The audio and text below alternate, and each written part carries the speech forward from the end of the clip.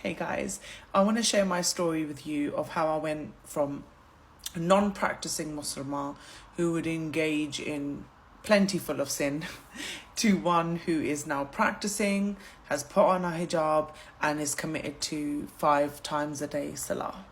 Now, don't get me wrong, I'm not going to romanticize this journey and say, oh, it was so chill and easy, and in my first salah I found all the peace and bam, I was transformed. It's a raw and difficult journey. And if you're non-practicing for most of your life, it's usually quite a drastic event in your life that switches you on to reflect and look at bigger things in life. For me personally, I had been living that way, a westernized, sinful, non-practicing Muslim way for so many years because I have to admit, the Pakistani way of teaching deen, it completely put me off any type of commitment. You are fear-mongered. You're told that everything is going to send you to hell. Any type of desire you have, it just means you're a demon. And it's a very fear-based way of teaching deen in the Pakistani culture. Anything that might socially disrupt a situation, they will use deen to coerce you and manipulate you into doing what they want. And it's quite a common practice. Or you've got completely other side of the spectrum, which say, Allah would never, he would never. Like, we can do what we want, how we want on this earth, and he's fine. He's the most forgiving, most merciful. Like, let's cheat, let's fuck around, never mind. For me personally, I was living a life in a way where Allah subhanahu wa ta'ala was in my heart, but he was not in my daily actions. And I would navigate this world with my logic. So I was out of sync, basically. I wasn't balancing my heart and mind and my faith. I was literally going with pure logic, like a science thing. Like, if this and this adds up, then I'm going to get this. But unfortunately, with human behavior, that is not something you can control like that. The only thing I realized that you have true control of is yourself. Like my mom said to me once, "Beta, tum apne aap ko sambhal lo na, ye bahut badi baat hai." What that basically means is if you learn to manage yourself and all your faculties, that is a really big deal in itself, let alone you wanting to go out there and conquer the world. Managing your thoughts, managing your emotions, managing your lower self and your ego, that stuff is like a really complicated game. Now, what I would say is, because I was so put off because of the Pakistani way of teaching Islam, I went completely the other way, and I was just like, no, there's no way. If God is like this, like he's punishing you at every turn, I had a breath and it was the wrong way, therefore I'm going to Jahannam. That stuff really puts you in a state of rejection and rebellion. So then, as the world, especially the Western world, is so science-based, I just became obsessed with logic and science, and I thought that was the key to everything. It took a series of bad decisions, a breakup in a marriage, almost marrying someone who was definitely going to turn out to be a worse marriage than the first one. And I was just really confused as to why am I thinking things through so deeply and they're still not working out for me? Like, this is totally unfair. What coming back to deen has made me realize is that we live in a very multi-dimensional space here. And there's such a fine balance between having faith, taking action of your own, and then managing your mind and managing your heart. And you can only do those things when you are in a place of serenity, when you are in a place of peace. And whereas before it was like, have faith in Allah, and it was more like someone was having a go at me to have faith in Allah.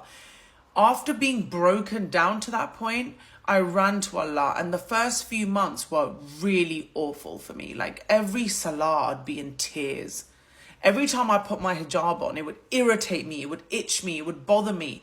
Like, the transition to go towards Allah is not a smooth sailing one.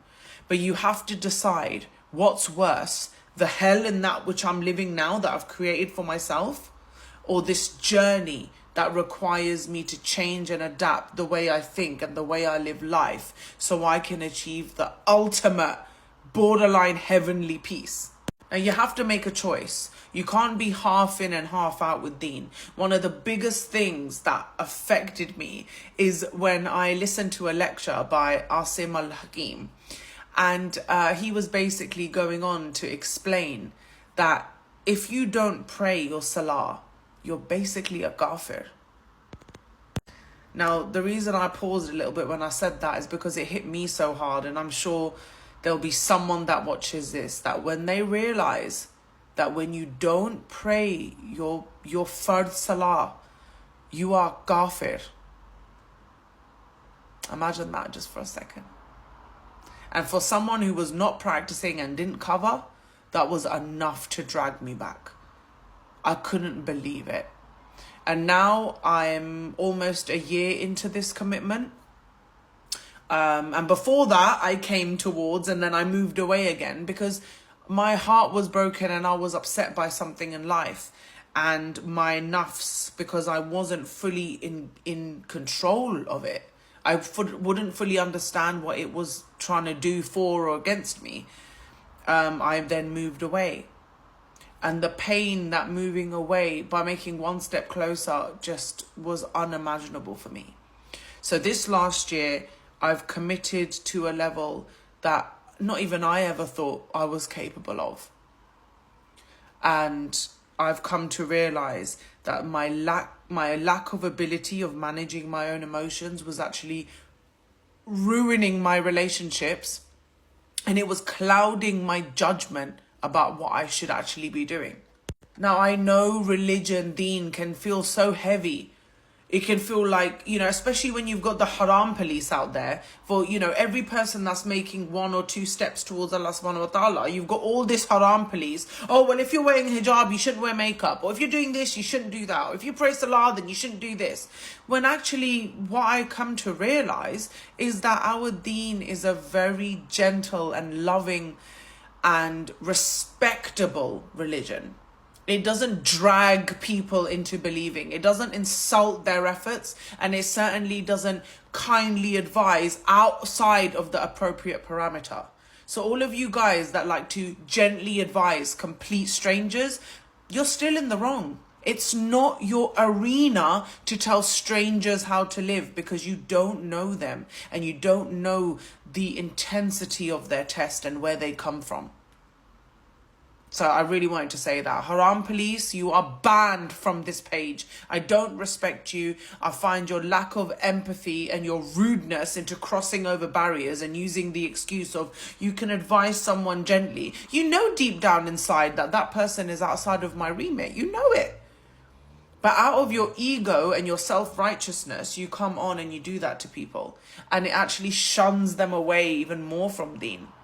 When I read the hadith about a man entering the masjid, and our Nabi sallallahu alayhi wa sallam was in that masjid, and that man came in and he urinated in the corner of the masjid, and all the sahabi got really angry and went to go and grab it, and our Nabi sallallahu alayhi wa sallam, he said, don't interrupt him and wait, and then we'll speak to him afterwards. That's someone urinating in a masjid.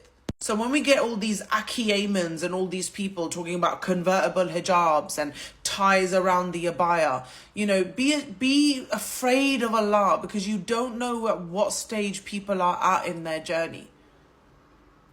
And guys, back to us, the people that want to pursue it, you have to block out the rest of the world when you're pursuing Allah subhanahu wa ta'ala.